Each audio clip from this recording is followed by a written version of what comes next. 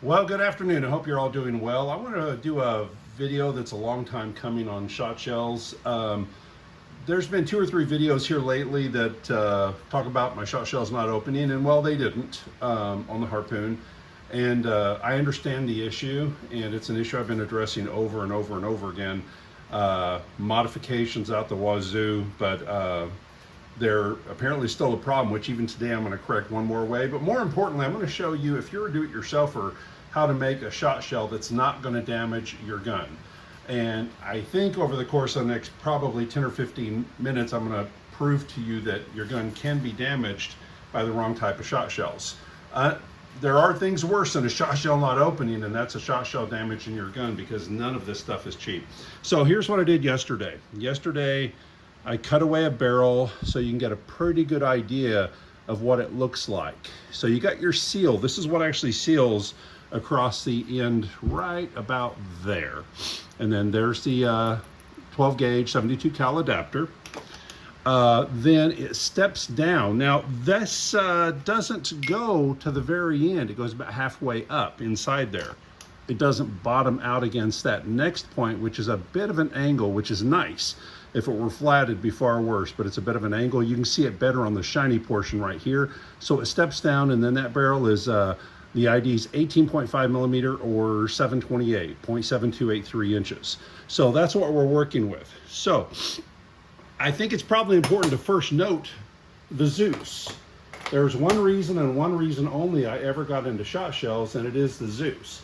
I thought it would be a great idea early on. I started making shot shells. I ran into the same basic problem, and I used less and less glue. It used to be that I was using a much longer wad with what ended up being a plastic glue cap at the end, and they weren't coming apart, and I used less and less and less glue until they were opening in the Zeus. Well, it's important to note the Harpoon's less than a year old. I want to say it was released in June of last year. And in that time, I've gone from the shells that were specifically for the Zeus and used different caps, 3 different caps, less and less and less glue, and there's still a problem. I think I have a fix. I'm going to mention it at the end of the video, but I want to get through some other stuff first. There is competition. There's competition in 2 forms. One is, I saw it in a recent video, I've seen it a couple times, where they end up using this 12 gauge adapter to become the piece that is holding the shot. So you basically put paper in the bottom, cardboard, plastic, whatever you want. You fill it with whatever shot you're going to use and put a cap on. Personally, what I used was a cutaway from a shotgun wad. It was basically the base from one of these. It worked perfectly. It went right in. It's a very tight fit. If you wanted to go cheap, you could actually end up using a couple of these, have one at the base and have the top portion inverted, which is something I'm going to show you in a bit, and whatever shot you're going to fill. But again, I'm kind of jumping ahead there. There's this version which goes up inside the barrel. There's the other version that's 3D printed, and there's a variety of companies doing that. It doesn't go inside the barrel. It butts up against the barrel. And again, I'm going to touch on it here in a minute, but that's a bit of a safety concern. So here's what I'm planning to do. I'm going to show you what I'm currently building and how I'm going to change it. I'm going to show you what other people are doing and why I think in one case it's going to damage your gun, in the other case it's actually a safety concern. So, and I'm also going to shoot this. I'm going to shoot 6 of these, 6 of one of those that is 3D printed. There's a bunch of companies do it. I'm not even going to show that product because they all basically work the same. It started out as a really sound idea, but when that stuff is going up the inside of a soft anodized aluminum barrel, I believe it's going to damage it. And I'm going to put my money where my mouth is. This is 1/2 of a set of barrels, $150 set of barrels. This one's cut away. The other one, I believe I'm fixing to damage in doing this. After we fire a dozen, 6 of these and 6 of the 3D printed ones, we'll use a rigid borescope to look up inside and see if I see any damage. And that's just 12 rounds. What happens over the course of 50 or 100? So, first thing I did today was use my block. If you don't have one, you should. To charge up 2 at a time. I charged up 12 cartridges. I've got 6 of these where it's inside here, and I've got 6 of the 3D printed ones. But let's start with what I'm doing right now. Here's the shot shells I'm shipping. This is number 4 buck, which is what I'm going to be using today. Let's open one up. It's basically approximately 300 grains of lead balls, number 4 buck, which is about a 22 gauge. Now, up to now, I've used less and less and less glue, but apparently any glue is too much. So over the next few weeks, what I've decided to do is ship these without glue. Now, will it work? Yeah, possibly. If you start shaking this thing, you can have them come apart, and that's part of the issue. Is the post office does a wonderful job of tearing stuff up, and that's why I use glue. So I'm gonna try it without glue, but I don't know what the results are gonna be. I shipped 2 loads yesterday out to a customer, and those have no glue. I'm gonna see if they survive shipping that way, because the post office does a great job of trying to tear up packages. So up to now, what I would do is have these, again, number 4 buck. In the case of number 4 buck, if anybody's doing something similar, you're gonna find it's really hard to push any sort of cap down in there. If you put it upside down, it helps. And up to now, what I used to do was apply hot glue here and then push it down in, and it smeared it along there. That wouldn't open. So I've pushed this further and further in with less and less glue, but based on the last couple videos I saw, there's still too much. So with this all the way in, I'm thinking about a single drop, see if it works. Right now I'm shipping them without any glue at all to see if they're coming apart. Third option is a hot wire. Looks very much like a staple, but it's heated up to several hundred degrees. You push it through and it transfers some of the plastic from the outside of this one through the inside of this one. It ends up kind of binding the two together, but I think it would snap as easily as those snap right there. So the next stop is hot wire. I may even have some of those built within a week or two, and I'll send them out to people to test them. But between no glue or hot wire, I think that's the future of making these things work. So step 1, I guess what I need to do is make noise. And then I'm gonna go into looking and seeing what happened to the barrel, if anything. Hey, it could come out looking perfect. And then the very last thing I'll do is show you one of the shot shells that you can make dirt cheap. You could be making these at home if you have the time and inclination to do so. The only difference is you end up buying large bulk amounts of stuff, large bulk amounts of shot, that sort of thing. But if you're into it, hey, it's a lot of fun. Here's what I'm gonna do though. I need to put on a coat, gloves, and safety glasses for one reason only. That is, the ones like this are basically going up inside here. They go past the seal, they actually set right about there. I have no doubt this is gonna work fine. I just don't know what it's gonna do to the barrel. The other ones butt up against this flat. Okay, I think those are gonna be the ones that might do some damage. But more importantly, if you look at this gun, when you have no seal surface whatsoever, you got 3 large vents on each side. I don't think it's for aesthetics. I think when they built this gun, they looked at it and went, hey, every now and then something goes very wrong. We need to be able to vent all that pressure so we don't blow something up. Well, if I have all these vents and I have no seal between that barrel and that shot shell, I think stuff could come out of here. Again, no proof yet, but I don't want to be the guy finding this out because I've got cuts on my arms or eyes or something like that. So I'm going to turn this and raise it. Now, my target is nothing special. All that target is this box is my last ballistic block cut into little pieces that I'm ready to throw away.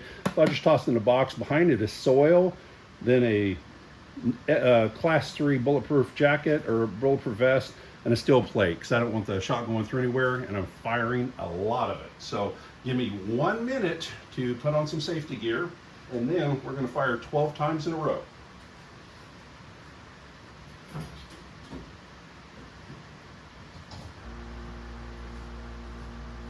Okay, so I've got the gun, and I'm going to start with the ones where the number 4 buck is down inside here.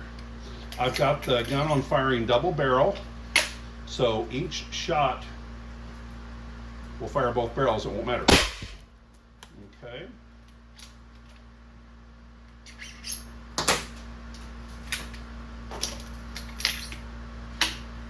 I am so close, you're not going to see a spread pattern.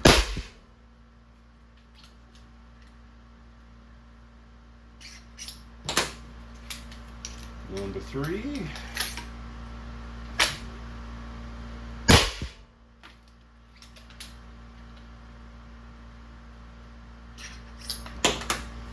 Number 4.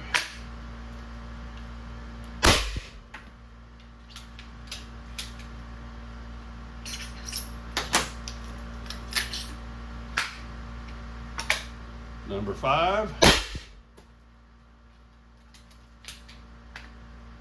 I do think I see some maybe hitting that sack back there, so some of it may be making it through the box. Whoops. Number 6. Okay, now we're going to switch gears, and these are the 3D printed, which again, no particular maker, they all work basically the same.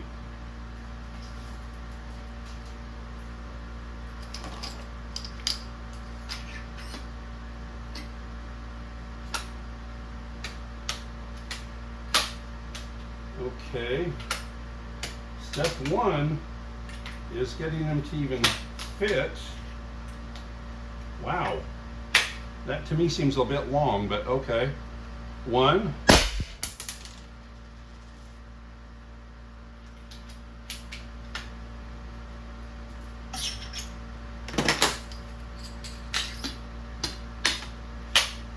2, 3.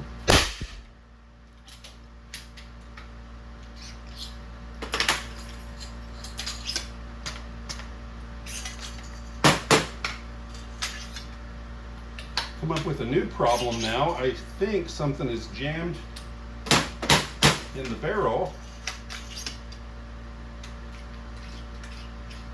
So let's see what we can do about that.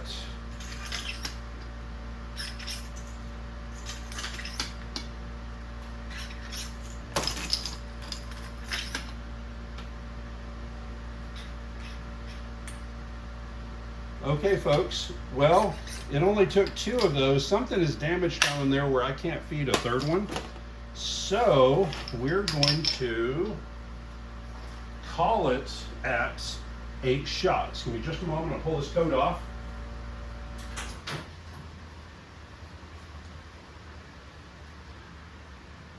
So here we go.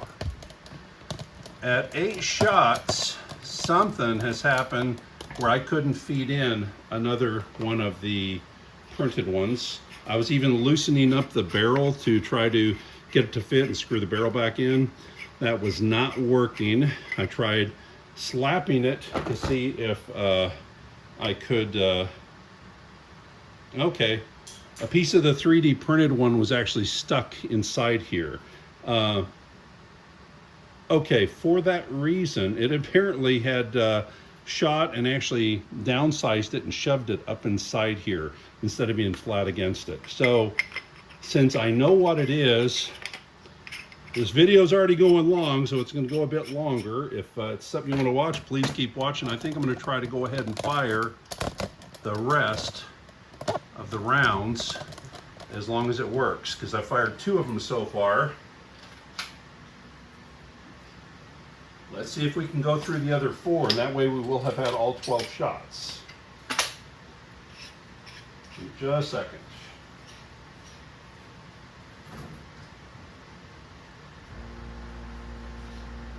So, 3rd printed one.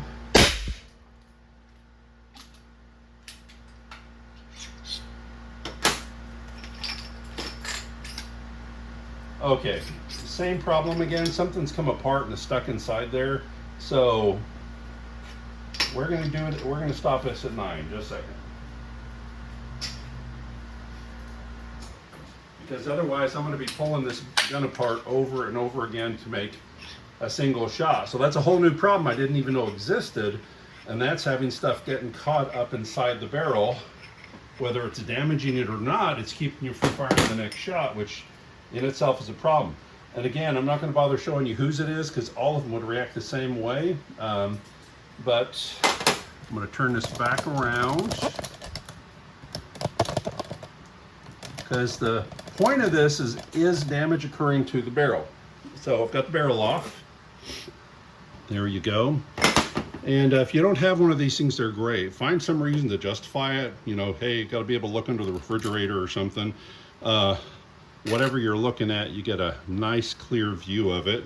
So what I'm going to have to do is figure out how I'm going to do this to where you get to see the inside of the barrel. Okay, I need 4 more hands. Oh wow, okay folks, I think that's clear enough to see that barrel has had all sorts of damage from just 9 shots. 9 shots have damaged that quite a bit. I'm gonna try going up inside it there. Okay, some of those are scrapes because like up there, let's call it 2 o'clock. If you're a clock guy, I know what I'm talking about. At 2 o'clock, that is down to the metal. That's shiny aluminum. At 5 o'clock, that is down to the metal. That's shiny aluminum. Well, I went and turned it on you. Lots of damage. Lots of damage. And then to the face where it steps down. Yeah. Guys, this is a brand new gun that I pulled a brand new set of barrels off of. And this barrel's now officially trash. I'll end up using it for a video or something, but that barrel's trashed in 9 shots. That's all it took. So, this is the reason in my head I was thinking that maybe using these weren't the best idea, and maybe 3D printed ones weren't the best idea. So, how do you make this work? How do you do this without having to worry about that? Well, there are options. Here is a factory punch. It's very old, but the inside's about 18.5. This was a 18.5 bearing race that I just ran on a grinder until I had a nice sharp knife edge there. And that's a block of wood. And I throw all my cardboard boxes over in a pile, and I end up stamping them every now and then, and I get these little stamps of cardboard. Now, you don't have to use this. Again, you can use a straight razor, cut the base off of a wadding, and that can be the base down inside there. Got a nice little cup to catch the air and everything, or you can reverse it and have the pellets inside. It doesn't matter. But in a nutshell, using your 12 gauge piece that comes with the gun, 1, 2, and he's going very snug if you're cutting them 18.5 millimeter, 3, 4. 4's probably thick enough, 3/16 of an inch, 1/4 inch. The next part's really, really simple. 300 grains of number 8 lead shot. Nice and simple. Here is a wadding. That is a 10-cent wadding you pick up somewhere selling shotguns, paraphernalia, parts, that sort of thing. These are much larger ones. You could even put a longer one in there. With a harpoon, it's kind of pointless. And the shot goes in. And I take this. And that's actually a fairly snug fit there. And I'm thinking to myself, and I realized I didn't do 300 grain of shot, I did 500 grain, because when I do 300 grain, that little lip right there normally sits right about there. Now, here's the cool part. Anything smaller than this adapter goes right up the barrel. So here's my cutaway barrel. That goes right into the barrel. Where that green is, that's the barrel. That's the inside of the actual barrel. It's gonna be shooting down. When that air hits it, what it's going to do is hit that wadding or that reverse little piece of cut off plastic right there. It's going to shove that into the shot. That shot that's in a sack and that piece are all going to go up the barrel. Once it gets out, you have 4,500 PSI of air pressure pushing this up. When it hits that air, it's like hitting a wall. Those pieces are going to come apart. This little piece here has these little breakaways right here. That shot's going to keep going because it's heavier. This green piece is going to hit the wind resistance. It's going to pop open. These little flaps actually break away. So this piece is going to go one way, the base is going to go one way, and you get that sack of lead shot that's just going to rip that little sack apart and keep on going. The only thing that will ever touch your barrel is that little green plastic portion. Lubrication's never a bad thing. Get a can of gun oil that's spray. Once in a blue moon, shoot a little shot up inside there. Does 2 things. It's better for keeping a air seal, and secondly, you won't even have plastic residue getting caught up inside your barrel. Now, a person could build these for the cost of shot, the cost of wad, and your time for making them. I'll tell you this, the least profitable thing I make is shot shells. The most aggravating thing I make, mainly from watching videos and such, is the shot shells. I love making them. I make a lot of weird stuff like the sabos that have the 375 grain and 480 grain sabo in it. I make the chain shot, that's those two pieces of lead hooked together with a piece of wire that's flying through the air. I enjoy making it, and now that I know that this is definitely a problem with the Harpoon, I'm going to go with no glue for a little bit and see what sort of complaints I get about these things coming apart in the mail. And again, probably in the next 2 weeks, I'll try hot wire, which again, pushing a hot wire through both pieces of plastic and leaving a little residue from one inside the other to create a little bitty seal there that'll break away when they're fired. It's a project in motion. It's something we're working on. We're going to keep getting better and better and better. Right now, this is where we're at. Love doing this stuff, want to keep doing this stuff, but I don't want to have one black eye, one problem child that makes you think that everything about this company is this way. This is an isolated thing that we're aware of and we're working on, and every day we try to make it better and better. But again, if you're a do-it-yourselfer, you can use very inexpensive things to make nice shot shells that will not damage your gun. So anyway, I hope this helps. If you have questions, please ask. I'll be happy to answer if I can. Y'all have a good day. Take care.